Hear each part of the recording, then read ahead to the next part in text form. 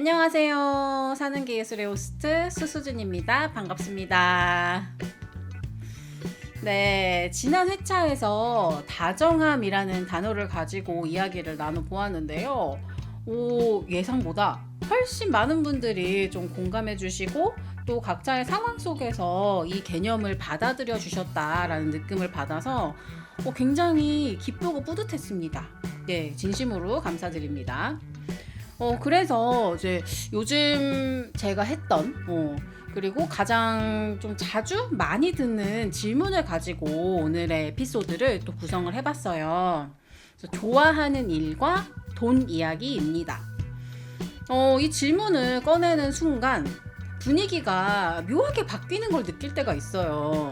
그러니까 좋아하는 일을 하고 있다는 말까지는 자연스럽게 받아들여지는데 거기에 돈 이야기가 이제 붙는 순간 약간의 거리감이 생기는 거예요. 그러니까 마치 어떤 좀 선을 넘는 것처럼 그렇게 느껴지는 순간도 있고 이제 뭔가 좀 저항도 생기고 또 순수하지 못한 그런 인상을 주기도 하죠. 뭐 그래도 좋아서 하는 거 아니냐, 그러니까 좋아하는 일이니까 괜찮은 거 아니냐 이런 질문 정말 많이 듣습니다. 예. 그러니까 물질적인 보상이 충분하지 않아도 좋아서 하는 일이니까 괜찮잖아 라는 어떤 그런 뉘앙스가 들어있는 말이죠. 그래서 저는 좀 이런 생각을 하게 되었습니다. 우리는 왜 좋아하는 일에 대해서만 유독 돈 이야기를 조심스럽게 꺼내게 되는 걸까? 그러니까 좋아하는 일과 돈이라는 이 두 개의 단어가 만나면 왜 늘 이 두 개 사이에는 약간 어색한 그런 긴장이 생기는 걸까? 그래서 오늘은 이 질문을 출발점으로 삼아서 먼저 우리가 익숙하게 믿고 있는 그런 생각들 조금 자세히 들여다보고요. 그리고 예술가의 사례를 통해서 이 문제가 실제로 어떻게 작동하는지를 한번 이야기해 보려고 합니다. 가시죠! 네, 좋아하는 일을 한다는 말은 굉장히 긍정적이죠. 그리고 누구나 한 번쯤은 꿈꿔본 그런 문장이기도 하고요.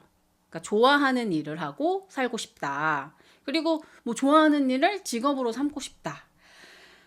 근데 이 문장에는 묘하게 따라붙는 전제가 하나 있습니다. 그 일이 즐거운 만큼 감수해야 하는 것들이 있다라는 전제입니다. 그러니까 힘들어도 괜찮아야 하고 수입이 불안정한 건 당연하고요. 심지어는 정당한 보상을 요구하는 것 자체가 순수하지 않은 것처럼 보이기도 합니다. 그러니까 좋아하니까 버텨라라는 거죠. 근데 보통 그게 내 입에서 나오는 게 아니고 클라이언트의 입에서 여러 쿠셔너를 동반해서 나오는 경우가 많습니다. 그러니까 뭐 돈은 못 드리는데 좀 작업을 해달라. 네, 물론 저는 이런 일은 결단코 하지 않습니다. 참 이상한 일이죠. 좋아하는 일을 한다는 이유로 그 일이 가볍게 취급되는 순간이 분명히 존재합니다. 문제는 많은 창작인들이 그렇게 생각한다는 거예요. 저도 이렇게 저의 일에 있어서는 절대 그렇지 않으면서도 다른 창작인들이 경제적인 어려움을 호소할 때는 그래도 좋아하는 일 하니까 괜찮잖아 라는 식으로 응답을 했어요. 정작 지는 먹고 살만 하면서도 상대방한테는 또 그런 어떤 잣대를 들이미는 거죠. 그러니까 얼마나 아이러니합니까? 그래서 이제 여기서 개념을 조금 구분해야겠다라는 생각이 들더라고요. 그러니까 좋아하는 일을 하는 건 분명히 행복한 일이고요. 아무나 그렇게 살 수도 없습니다. 그렇잖아요. 이제 그러니까 이 좋아하는 일이란 것을 조금 더 개념화해서 분석을 해보자 싶어요. 그러니까 좋아하는 일이라는 말은 결국에는 감정의 영역입니다. 좋아하는 거, 그러니까 즐겁다, 재밌다, 의미 있다. 그러니까 특히 타인을 돕는다라는 막 어떤 보람까지 느끼면요. 내가 이 세계를 위해서 뭔가를 하고 있다라는 그런 사명의식도 들거든요. 이거 분명히 중요한 출발점입니다. 많은 창작이 이런 감정에서 시작이 되고 저도 그래요. 근데 동시에 이 일은 분명히 노동입니다. 시간도 들고요. 기술도 필요하고 유지 보수가 필요한 아주 지난한 일입니다. 그건 결코 감정만으로는 유지되지 않죠. 이거는 필히 구조를 가져야 하는 개념이에요. 그러니까 쉽게 말하면 돈이 필수적으로 요구되는 구조를 가진 노동이라는 개념이 됩니다. 그러니까 문제는 이 두 가지예요. 그러니까 이 감정의 영역과 노동이라는 이 구조의 영역이 사실은 아예 카테고리가 좀 다른 거잖아요. 근데 이게 딱 같은 선상에 놓이면서 문제가 생긴다고 저는 생각을 합니다.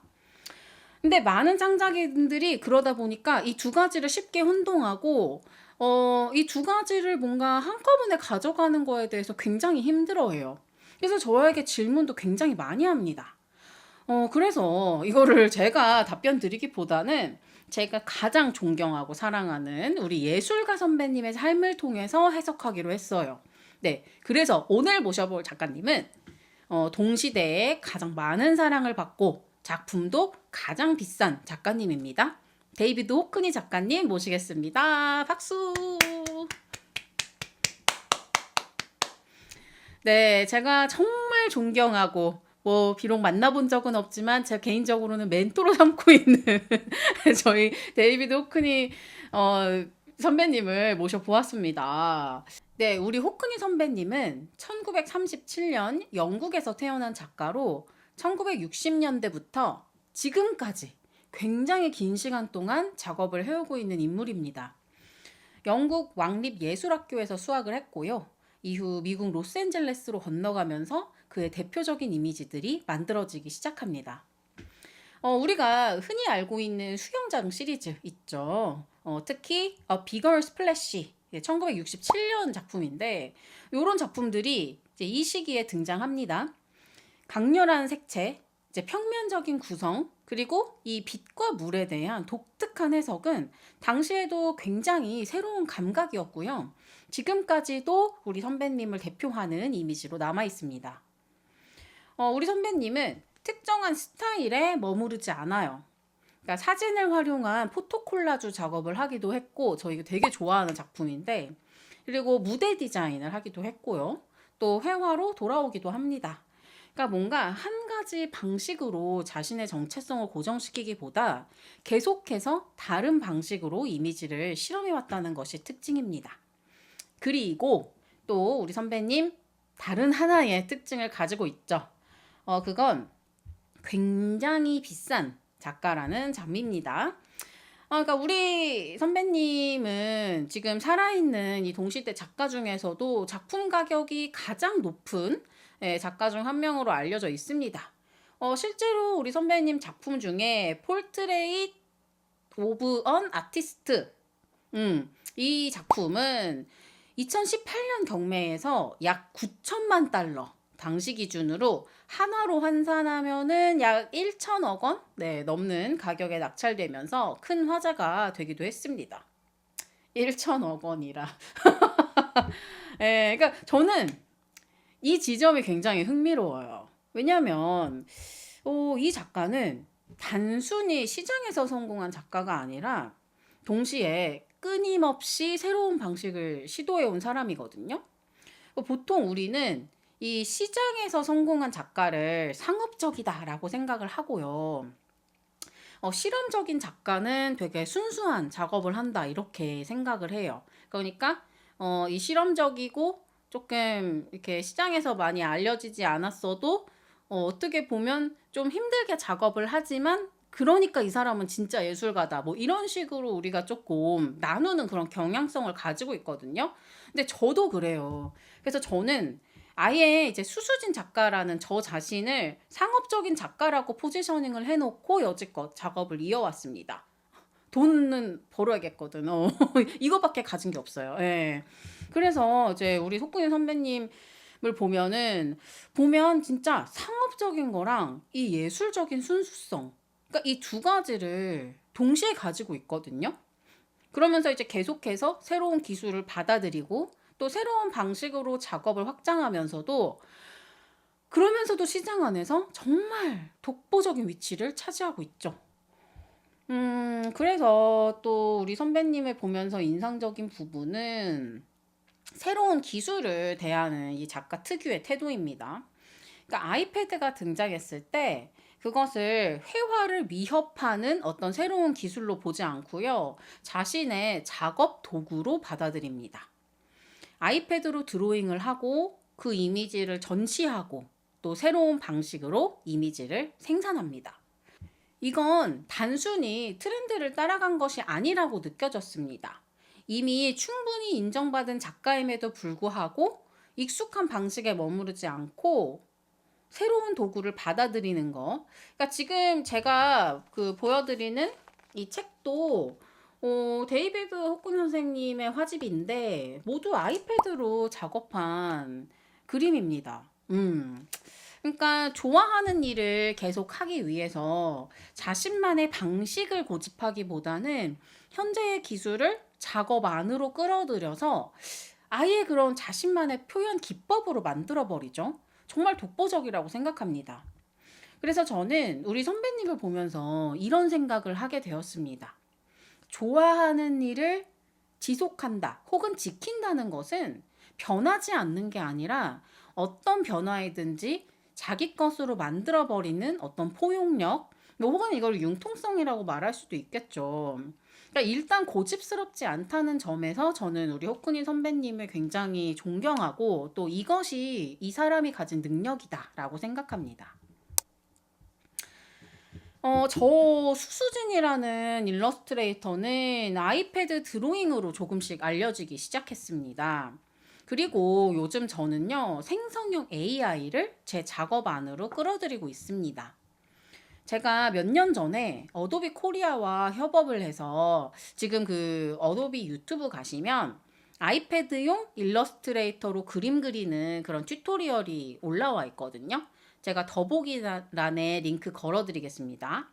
근데 이때 어도비 담당자분이 한 몇 개월 뒤였던 것 같아요. 근데 그때 그 파이어플라이라는 AI 툴을 보여주셨어요. 근데 이게 프롬프트를 넣으면 이미지를 만들어주는 툴인데, 뭐 그 당시에 봤을 때도 엄청 신기했지만, 좀 약간 미감이 떨어진다. 좀 그런 느낌을 받았었거든요. 근데 지금 겨우 몇 년 사이에 AI의 미감이 정말 입이 떡 벌어지는 수준인 거예요. 그래서 저는 요즘 미드저니로 어떤 이미지 그리고 짧은 클립을 만드는데 좀 완전히 빠져 있습니다. 또 되게 재밌더라고요. 그리고 그거를 딱 제 작업이랑 이렇게 연결시켜서 곁들여 보니까 굉장히 좋은 작업이 나왔어요. 그래서 저는 지금 굉장히 즐겁게 쓰고 있습니다.